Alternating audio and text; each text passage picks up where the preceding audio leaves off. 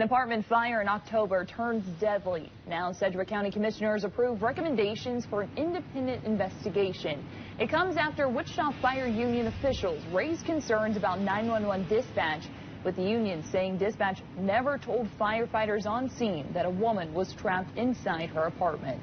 Tonight, Factfinder investigates the ongoing fallout from the death of Paoly Bedeski and what your county leaders are doing now to try and prevent a similar incident from happening in the future. Factfinder senior reporter Sean Logging explains this investigation, though, will take months.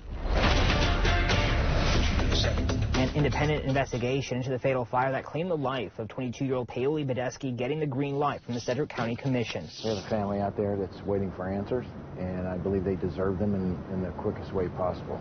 So I have firefighters hurting about this also, you know. They're concerned about what happened. Wichita Firefighters Union President Ted Bush requesting the investigation after expressing concerns about the October fire at Brook Hollow Apartments, where Bedeski's 911 call wasn't relayed to firefighters. Sedgwick County commissioners saying the goal is to get to the facts of what happened from the first 911 call until the last fire truck left the scene. This decision from the BOCC demonstrates to the community is we take this issue seriously. Commissioners approved the recommendations from the 911 Advisory Board for an investigation into the fire, along with other issues raised with the computer-aided dispatch or CAD system and protocols.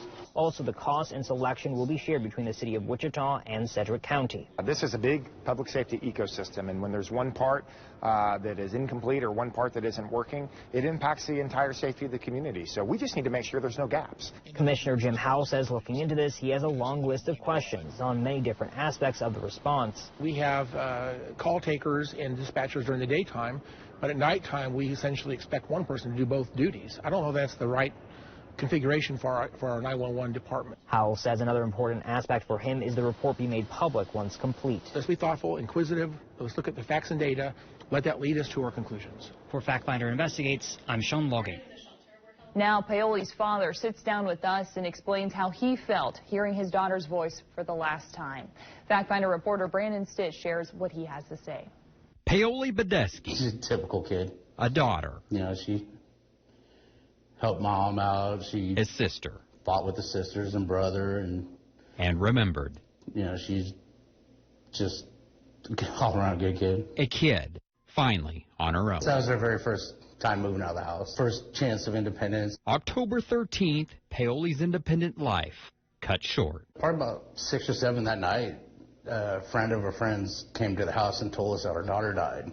Me and my wife were both in shock. We had no information whatsoever. As that information about the Brook Hollow apartment fire surfaced, the Bedeskis would hear their daughter's last words, along with the rest of us. I heard that phone call for the first time the same time as everybody else did. And what they heard, the most important of those listening, the 911 dispatcher, didn't. What I heard and what other people didn't hear is just, I was in shock. What has now been heard by many, Paoly's call to 911. Frantically telling the dispatcher her apartment was on fire. They asked her to calm down and repeat it. She calmed down in the middle of everything. In the middle of fire, in the middle of smoke, in the middle of panicking. She calmed down and said it. Her apartment number, 306. And finally, help me please. She did everything that was expected of her, asked of her, needed to be done by her to get help. And it just went unheard. The loss of a daughter, Lonnie hopes, will never happen to another family. I don't want another person to lose a child because of miscommunication. For Factfinder Investigates, I'm Brandon Stitt. Century 2 warning you of false ticket sales and information for its February 10th Music of John Williams concert. Take a listen. The center says it's a scam as they are charging 5 times the normal price for tickets. Actual prices range from $30 to $80. If you plan to attend the Wichita Symphony's concert, Century 2 says to get your tickets from wichitasymphony.org. The Wichita City Council approves an amended contract that will give all union police officers raises and bonuses. Factfinder reporter Brock Wilson shares how this will now help the city and the Wichita Police Department recruit and retain officers.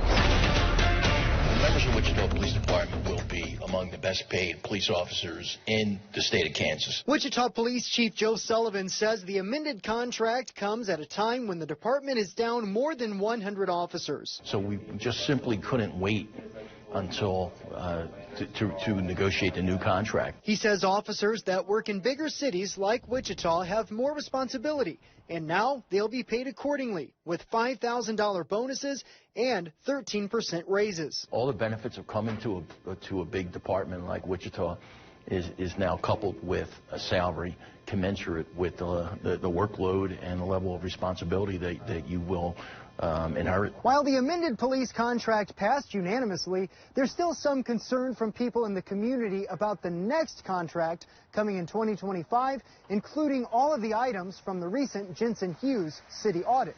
This seems pretty minimal.